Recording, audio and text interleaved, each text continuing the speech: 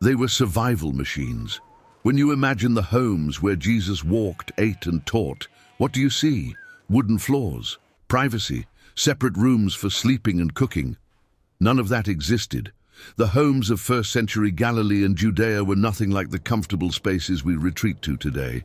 They were cramped, communal, and built with one purpose above all others: to keep a family alive through scorching summers, cold winters, and the constant threat of collapse, invasion, or economic ruin. Why does this matter? Because Jesus didn't preach in synagogues alone. He entered homes, he reclined in them. He healed in them. He taught crowds packed so tightly into these tiny spaces that friends had to tear open a roof just to lower a paralyzed man to his feet. Stay until the end, because understanding this changes how we read the Gospels. What were these houses made of? How many people lived inside them? Where did they sleep, cook, store grain, shelter animals, and receive guests? And why did every single architectural choice, every wall, every corner, every stone, carry the weight of survival? The typical home in a Galilean village was small, shockingly small. A single-room structure, roughly 15 to 20 feet on each side, built directly into the limestone hillside or carved partially from rock. The walls rose from fieldstones, irregular, uncut rocks gathered from the surrounding land and stacked without mortar or held together with mud mixed with straw. These walls were thick, sometimes 2 feet deep, not for insulation, but for stability. A thin wall collapsed, a thick wall stood. The roof was flat, made from wooden beams laid across the top, covered with branches, reeds, and packed mud. This roof wasn't decorative, it was structural. It had to support weight because people walked on it. They slept on it during summer heat. They dried grain and fruit on it. They gathered on it for evening air when the interior became suffocating. The floor was packed earth, hard, uneven, dusty. In wealthier homes, it might be covered with flat stones, but for most families, the ground itself was the floor. Dust rose with every step. Animals tracked mud inside. Grain spilled into crevices. There were no wooden planks, no tile, no separation between the dirt of the outside world and the dirt of the inside. This wasn't neglect. This was reality.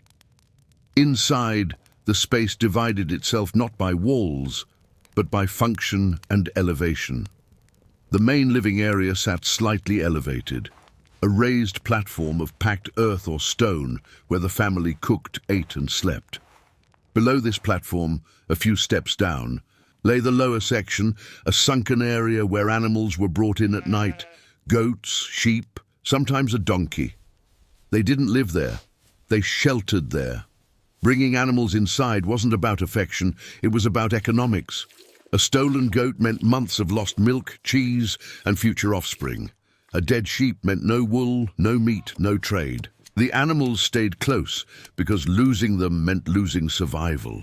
Light came from small, high windows, narrow openings near the roofline, too small for intruders, but just wide enough to let smoke escape and dim daylight enter. There was no glass. Openings were covered with wooden shutters or cloth in winter, left open in summer. Inside, oil lamps burned.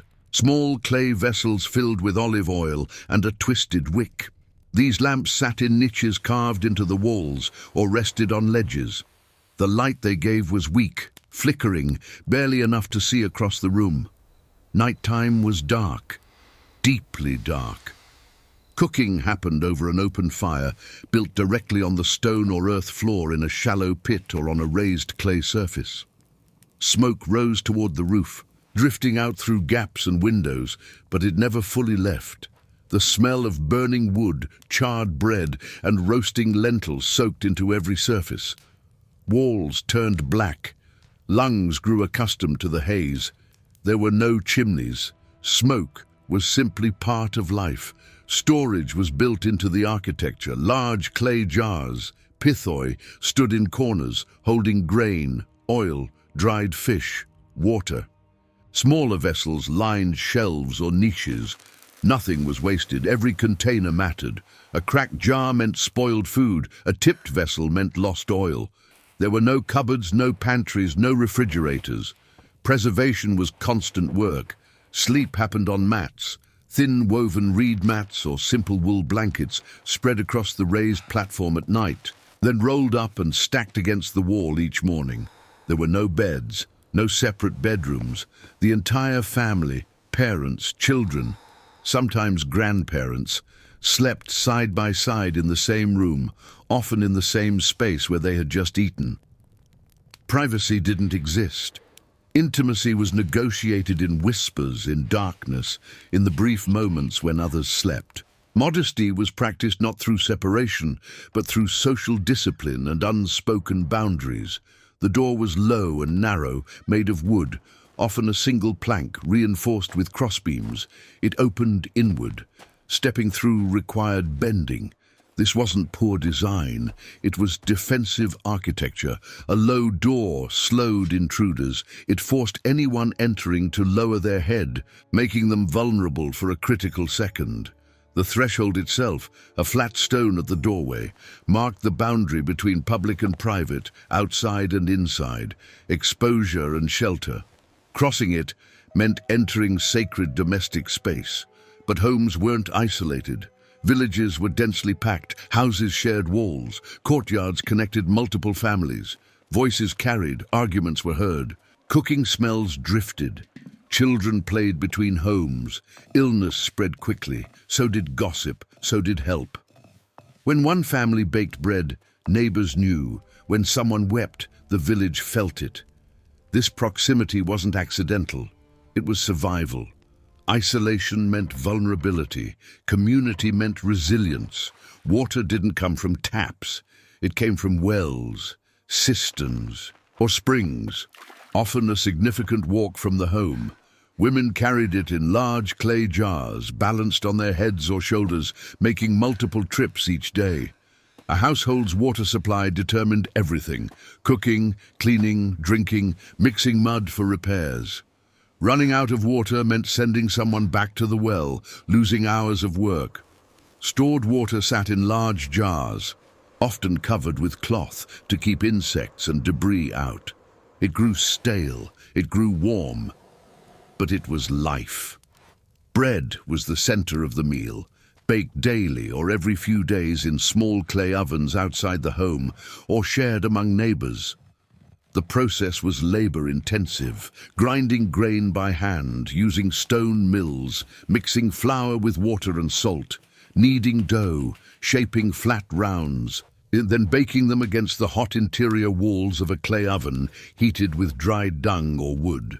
The result was flatbread, dense and chewy, eaten with olive oil, lentils, vegetables, occasionally fish or cheese.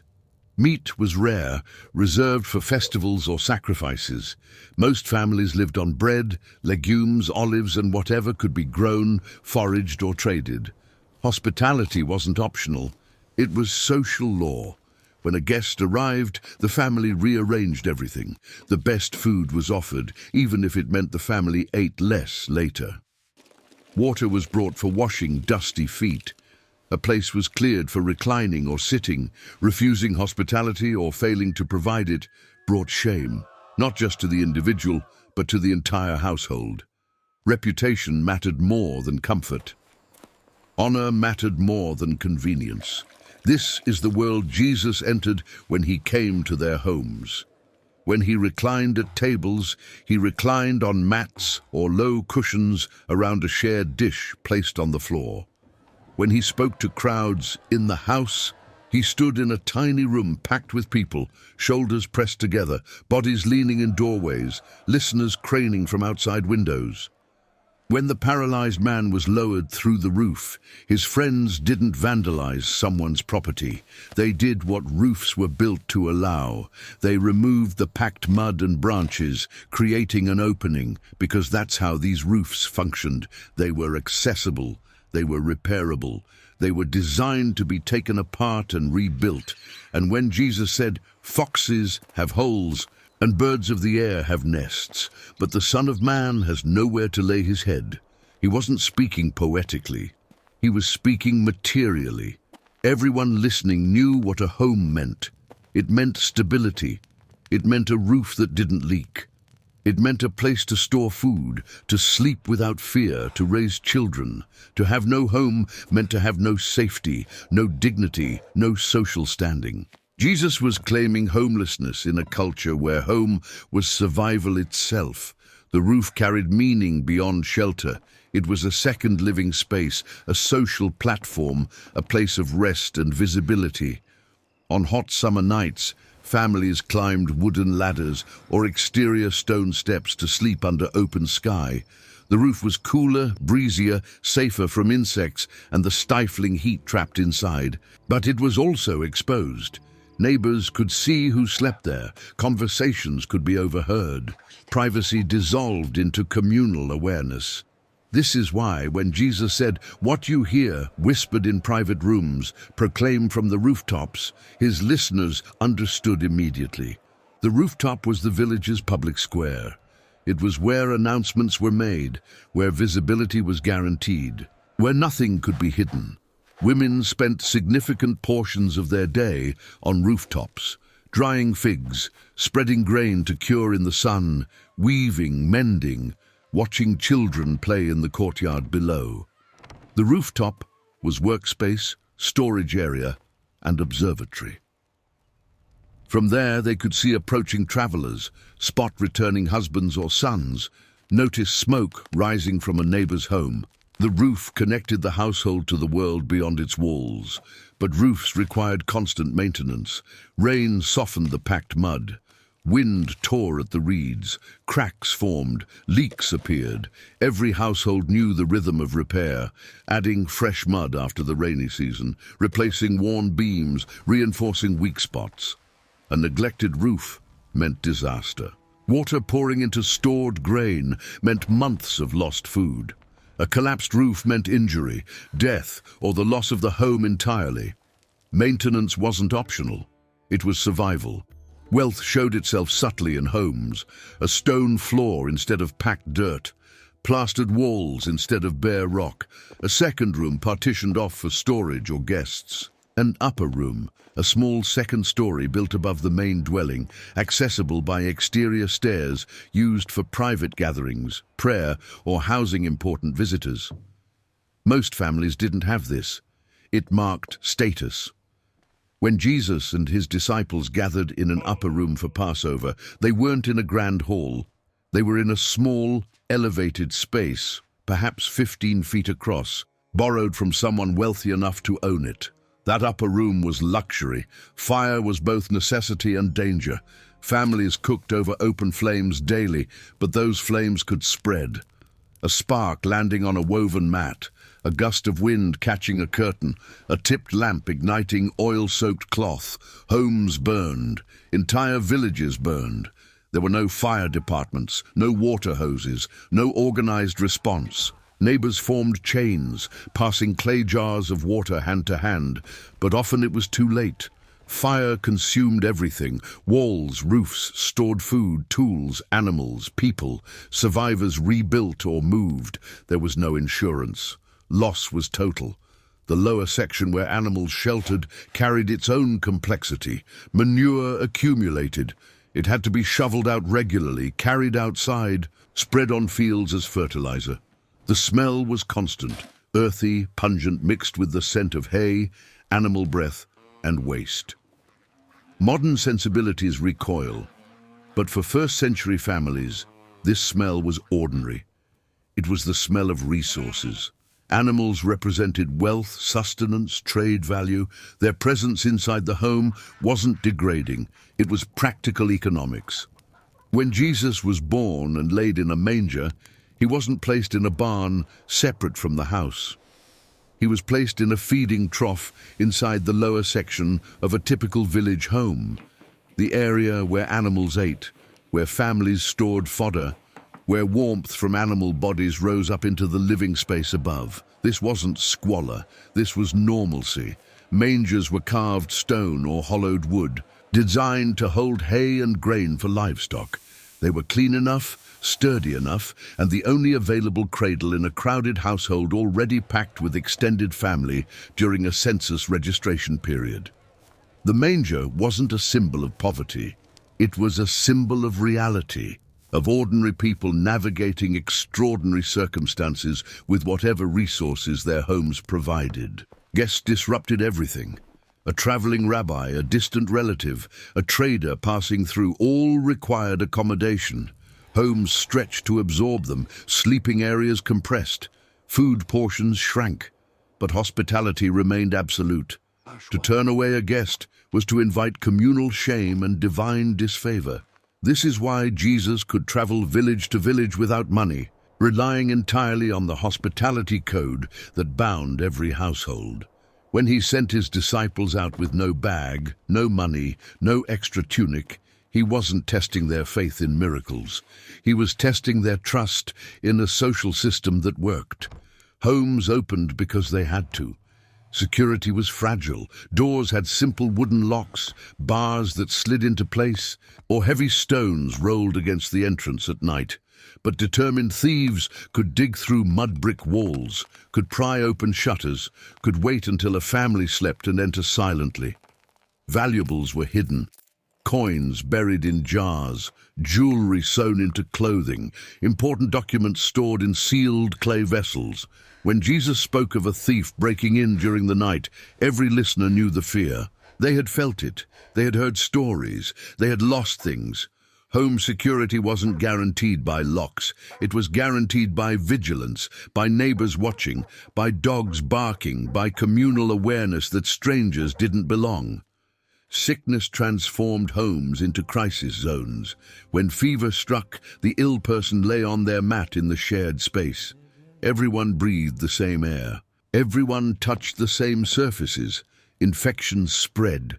Families watched helplessly as children burned with heat, as elderly relatives weakened, as wounds festered. There were no hospitals. Healing happened at home or didn't happen at all. Physicians were rare and expensive. Most families relied on folk remedies, prayer, and desperate hope. This is why the woman with the hemorrhage spent everything she had on doctors for 12 years. This is why Jairus begged Jesus to come to his house before his daughter died. Home was where life either continued or ended. When crowds pressed into a house to hear Jesus teach, they weren't attending a scheduled service. They were cramming into someone's tiny living space, filling every inch, standing in the doorway, leaning through windows, sitting on the raised platform, spilling into the courtyard. The heat intensified. The air thickened, bodies pressed together. And somewhere in that mass, a paralyzed man's friends realized the only way to reach Jesus was from above. They climbed the exterior stairs, removed sections of the roof, and lowered their friend down on his mat. The homeowner didn't stop them. The crowd didn't protest, because everyone present understood. Roofs were made to be opened. They weren't permanent seals. They were functional, repairable structures designed for exactly this kind of access. And in that moment, when Jesus looked up and saw faith demonstrated through torn roofing and improvised engineering, he didn't rebuke the destruction. He healed. Because in a world where homes represented survival, where every stone and beam carried the weight of family continuity, where shelter meant dignity and loss meant erasure, faith sometimes required breaking through the very structures meant to protect. The homes of Jesus' time weren't comfortable. They weren't private. They weren't safe by modern standards, but they were real. They were lived in, worked in, struggled in, and survived in. They smelled of smoke and animals and sweat and bread. They echoed with children's voices and arguments and prayers and grinding stones. They leaked when it rained. They cracked in earthquakes. They burned in fires. They were rebuilt by calloused hands, using stones from the same hills that had provided stones for generations before. When Jesus entered these homes, he entered human reality without filter. He reclined on dusty mats. He ate bread baked in shared ovens. He spoke in rooms barely large enough to hold a dozen people. He knew the weight of a water jar, the smell of an oil lamp, the sound of livestock shifting below, the sight of a roof being repaired under hot sun. His parables weren't abstractions. They were drawn from the material world his listeners inhabited. Lamps placed on stands so everyone could see. Yeast hidden in flour, lost coins swept from dark corners, foundations built on rock instead of sand. Christianity didn't begin in temples or palaces. It began in homes. Small, crowded, smoky communal homes where survival was negotiated daily and where God became flesh and walked on packed earth floors. Understanding this doesn't diminish the faith. It grounds it. It makes the incarnation concrete. God didn't observe human life from a distance. He lived it in all its dust and difficulty and dense, beautiful ordinariness. If this deepened your understanding of the world Jesus knew, of the homes where the gospel first took root, of the material reality behind familiar stories, take a moment to reflect on that. Like this video if it strengthened your faith. Subscribe if you want to keep exploring the historical world of Scripture, and share your thoughts below. What detail about these ancient homes surprised you most? What story from the Gospels do you see differently now?